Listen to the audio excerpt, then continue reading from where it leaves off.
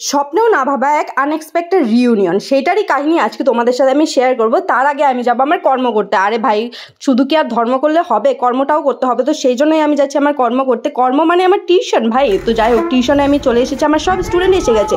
ওদেরকে আমি পড়িয়ে টড়ে তারপরেই যাবো রিইউনিয়ন করতে। এইখানে দেখো সবার পড়াটা মোটামুটি শেষ।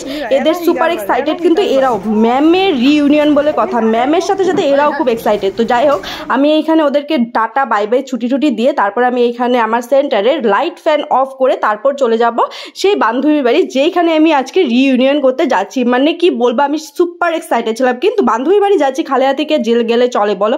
তো এইখানে আমি যেহেতু গরমের দিন ছিল, সেই জন্য আমি কি করছি, 2 কেজি ওজনের একটা তরমুজ নিয়ে নিলাম সবার পেট ঠান্ডা করার জন্য। তো এইখানে আমি 2 কেজি ওজনের একটা তরমুজ নিয়ে তারপর যাচ্ছি বান্ধবীর বাড়ি। কিন্তু পিলপিলি কিছুতেই পাচ্ছিলাম না, খুব চেষ্টা করার পর একটা পিলপিলি পেয়ে দিচ্ছি। আর আমি কিন্তু ওদের বাড়িতেও পৌঁছে গেছি। দেখো এখানে দেখো কি কি হচ্ছে, সবটা কিন্তু তোমাদের দেখতে হবে, না হলে তো বুঝতেই পারবে না অ্যাকচুয়ালি কি মানে কাহিনীটা কি আজকের। এখানে কিন্তু উলু জোগাড় সবকিছু শুরু হয়ে গেছে। এখানে আমি আর কিচ্ছু বলবো না, শুধু তোমাদেরকে দেখাবো, তাহলে তোমরাও দেখতে থাকো।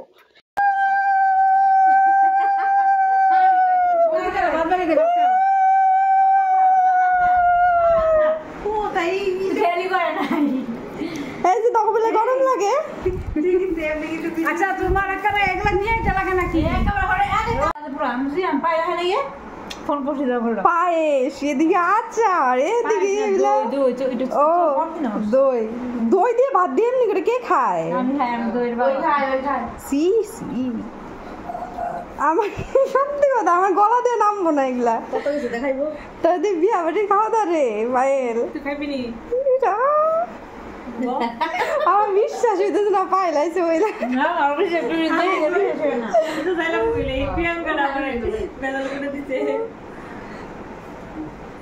না। খাও তোমরা,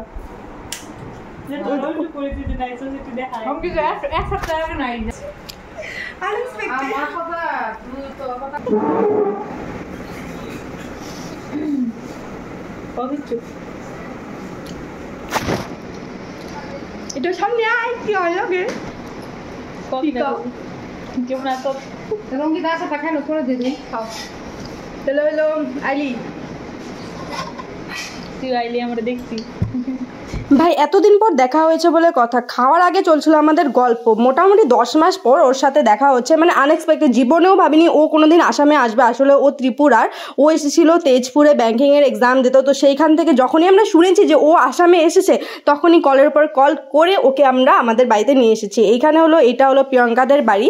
এইটার ভিডিওটা আমি কি বলবো, 3 দিনের ভিডিও মিলে আমি আজকে এই 5 মিনিটের ভিডিও করছি। এতটা বিজি হয়ে গেছিলাম, ওকে নিয়ে কোথাও ঘুরতেই যাওয়া হয়নি, এতটা গল্পে আমরা মগ্ন ছিলাম। এখানে প্রচুর পরিমাণে গল্প চলছে। আর ওইদিকে দেখো প্রিয়ঙ্কা আমি যে তরমুজটা নিয়েছিলাম সেটাই গেছে। আসলে ভাই ভালো মনে নিয়ে গেছিলাম, তো দেখো কি সুন্দর তরমুজটা বাড়িয়েছে।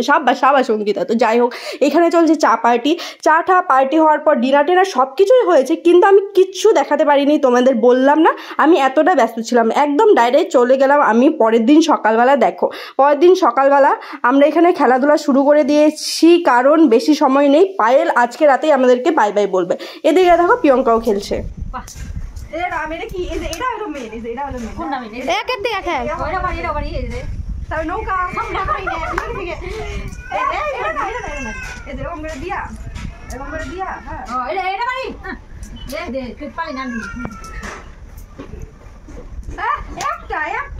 কতদিন পরে যে পাথরগুলো হাতে নিয়েছি ভগবানই জানে, মানে কত বছর পর সেটা ভগবান জানে। তো এইখানে দেখো পায়েলের বিদায় নেওয়ার সময় চলে এসেছে। এখন পায়েল যাবে আমাদের এক কমন ফ্রেন্ডের বাড়ি।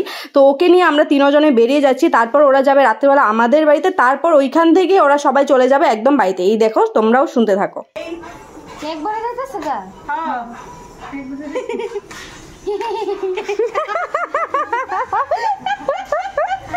চলো চলো না, একটা ফটো উঠে নি। কিভাবে যে সময়টা পার হয়ে গেল একদম বুঝতেই পারলাম না। এত দূর থেকে এসেছে, মাত্র 1.5 দিনের জন্য এসেছে, ওরও খুব টাইম শর্ট ছিল। তো যাই হোক, এইখানে কিন্তু আমরা টাটা বাই বাই বলে একদম বাড়ি থেকে বেরিয়ে পড়েছি।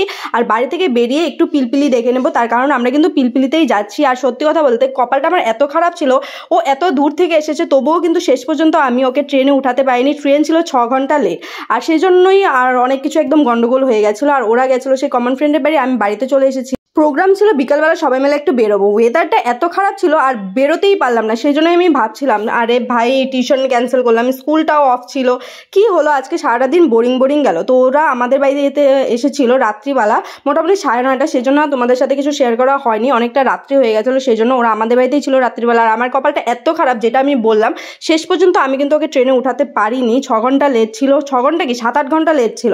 তো আমার স্কুলের টাইম হয়ে গেছিলো, সেজন্য আমি চলে গেছিলাম। প্রিয়াঙ্কা ছিল, প্রিয়াঙ্কাই লাস্টে ওকে গাড়িতে উঠিয়ে দিয়েছে।